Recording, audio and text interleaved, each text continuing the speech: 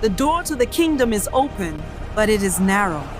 Don't assume you're in just because you're nearby. Strive to enter with a heart fully surrendered to the King before the time runs out.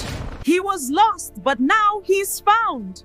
The Father doesn't wait for you to clean yourself up. He runs to meet you in your mess, covering your shame with his own robe of righteousness and grace. Our choices in this life echo into the next. Don't be blinded by temporary luxury while a brother suffers at your gate. Live for the kingdom that lasts beyond the grave.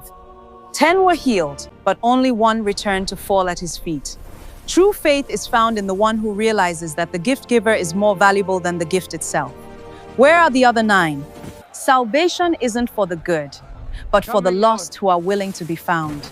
Jesus looks past the crowds to find the tax collector in the tree, proving no one is too far from his reach. The king enters Jerusalem, not on a war horse, but on a donkey. He weeps for a city that seeks political peace, but misses the Prince of Peace standing right in front of their eyes. God doesn't count the amount. He counts the sacrifice.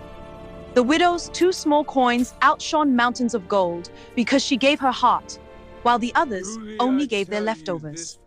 When the world shakes and the stars fall, do not be afraid. Stand tall and lift your eyes, for the King who died for you is the same King, returning to bring you home forever.